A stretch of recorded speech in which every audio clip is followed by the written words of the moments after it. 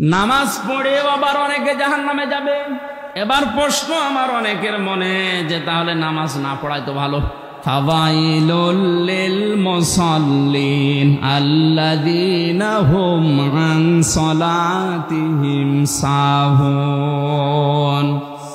আল্লাহ পাক বলেন আক্ষেপ, আফসোস, ধ্বংস হয়ে যাক ওই মানুষগুলো, ওই মুসল্লিগুলো যারা নামাজ পড়ে। কোন নামাজি? যারা তাদের নামাজ সম্পর্কে উদাসীন। নামাজের ভেতরে যদি চারটা জিনিস না পাওয়া যায় তাহলে ওই নামাজ পড়া না পড়া সমান। এক নম্বরে নামাজে আপনার খুশু খুজু লাগবে। কি লাগবে? খুশু খুজু মানে ধীর স্থিরতা, মন থাকা লাগবে নামাজে। সাহাবায়ে কেরামের নামাজ আল্লাহর দরবারে কবুল হওয়ার পেছনে অন্যতম কারণ ছিল তাদের নামাজে ছিল খুশু খুজু। হযরতে তালহা রাদিয়াল্লাহু তাআলা আনহুর জীবনী পড়লাম। তিনি নামাজে দাঁড়িয়েছেন, পাশেই তার বাচ্চাটা খেলা করছিল। পাহাড়ি এলাকা থেকে একটা সাপ এসে বাচ্চাটাকে জড়িয়ে ফেলেছে। হযরতে তালহার স্ত্রী আশপাশের মানুষজন ডাক দিয়ে সাপটাকে মেরে বাচ্চাটাকে বিপদ মুক্ত করে বসে আছে। নামাজ শেষ হওয়ার পরে বললেন, স্ত্রী এতগুলো মানুষ হইচই হচ্ছিল কি? বলে আপনি কিছুই টের পাননি? বাচ্চাটাকে সাপে জড়িয়ে ফেলেছিল, আপনি নামাজে আছেন, এই জন্য আশপাশের মানুষ ডাক দিয়ে সাপ মেরে বাচ্চাকে বিপদ মুক্ত করে আমরা আসি, এই জন্য গাঞ্জাম হচ্ছিল। হযরতে তালহা নামাজের ভেতরে দাঁড়িয়ে সাপে বাচ্চা জড়িয়েছে, মানুষজন এসেছে মুক্ত করেছে, উনি কিছুই টের পাননি। কি তেলাওয়াতে ছিলেন? স্ত্রী ডাক দিয়ে বলে, স্বামী আমার, এতগুলো কাজ আপনার সামনে ঘটে গেল, আপনি কিছুই টের পেলেন না। তালহা রাদিয়াল্লাহু তাআলা আনহু বলেছিলেন, স্ত্রী নামাজে দাঁড়িয়ে আমার আল্লাহর সাথে আমার কথা হচ্ছিল। নামাজের ভেতরে যদি মন এদিকে ওদিকে চলে যায়, ওই নামাজ আর নামাজ থাকে না। সাহাবায়ে কেরামের খুশু খুজুর নামাজ আর আমাদের নামাজ আকাশ আর পাতাল।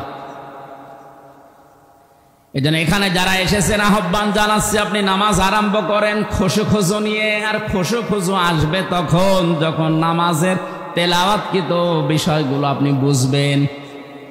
নামাজে দাঁড়িয়েই যখন মানুষ বলে আল্লাহু আকবার, দুনিয়ার সব কিছুর তুলনায় আমার আল্লাহ বড়, ওর পেছনে সব কিছু ছোট হয়ে যায়। এটা মন থেকে মুখ দিয়ে কোনো মানুষ যদি বলে, আমার মনে হয় নামাজে দাঁড়ালে আমার আল্লাহর দর্শন পাওয়ার কথা। নামাজে দাঁড়িয়ে তুমি এমন ভাবে চিন্তা ভাবনা করো যেন তুমি আল্লাহকে দেখতে পাচ্ছ। যদি দেখতে নাও পাও, এই চিন্তা ভাবনা যেন মনের ভেতরে আসে, মহান আল্লাহ অবশ্যই আমাকে দেখছে। নামাজের 2 নম্বরে তেলাওয়াতকৃত বিষয়গুলো আমাদের বোঝার জন্য সর্বোচ্চ সূরা ফাতিহা বাদ দিয়ে 4টা সূরা অর্থ ব্যাখ্যা বিশ্লেষণ একটু কষ্ট করে আয়ত্ত করে নেবেন। খুব বেশি যদি আপনার মুখস্থ করা সম্ভব না হয়, সূরা বাকারা সূরা ফাতিহা বাদ দিয়ে আর মাত্র 4টা সূরা হলে আপনার নামাজ হয়ে যাচ্ছে। ছোট ছোট হোক, কিন্তু বিষয়গুলো যদি আপনি নামাজের ভেতরে দাঁড়িয়ে বোঝেন যে কি বললাম, যখনই বলবেন ইন্না আ'তাইনাকাল কাউসার ফাসাল্লি লিরাব্বিকা ওয়ানহার ইন্না শানিআকা হুয়াল আবতার। নবীজির বিষণ্ণ জীবনে আয়াতগুলো এত প্রশান্তি এনে দিয়েছিল। আমি জেলখানায় 3 বছরের ভেতরে মাঝে মাঝেই মানুষ হিসাবে এই কন্ডেম সেলের ভেতরে বহুবার আমি হতাশ হয়ে গেছি। যখনই বলতাম ইন্না আ'তাইনাকাল কাউসার, মনে হতো আমার আল্লাহ এই মাত্র এই সুসংবাদ আমার এই শোনাচ্ছেন। এজন্য নামাজের ভেতরে যা পড়ছি ওটা যদি আমি বুঝি, আমার মন আরো স্থির হবে, আল্লাহর প্রতি ভরসা এটা আরো বেড়ে যাবে। কোন মানুষের ভরসা যদি আল্লাহর প্রতি বেড়ে যায়, আজকে আসার সময় পড়ছিলাম, কোন মানুষ যদি মনের অশান্তিও এ কথা বারবার বলতে থাকে, হাসবুনাল্লাহু নি'মাল ওয়াকিল, নি'মাল মাওলা ওয়া নি'মান নাসির। মনের অজান্তেও যদি কেউ বলে আল্লাহ আমার জন্য যথেষ্ট, মহান আল্লাহ এই লোকটা জানে না কি জন্য বলেছে, কিন্তু আল্লাহ তার ফেরেশতাদের নিয়ে এই লোকটা সম্পর্কে গর্ব করে। জোরে বলেন আল্লাহু আকবার। এজন্য আল্লাহর উপরে ভরসা বিপদে পড়লে আমাদের বাড়ে, আমাদের ভরসাটা আরো বেশি বাড়ানো দরকার। আমি কথা বলছিলাম, নামাজ আদায় করে অনেক মানুষ জাহান্নামে যাবে, তার অন্যতম তারা যারা সাহুন, নামাজ সম্পর্কে উদাসীন, খুশু নেই, নামাজের ভেতরে কি পড়ে এটা বোঝে না, নামাজ যে শিক্ষা দিতে চায় ওটা তার প্র্যাকটিক্যাল লাইফে নিয়ে যায় না। এ মানুষগুলো নামাজ পড়ার পরেও ধ্বংস হয়ে যাবে আল্লাহর ভাষায়। জোরে বলেন নাউজুবিল্লাহ।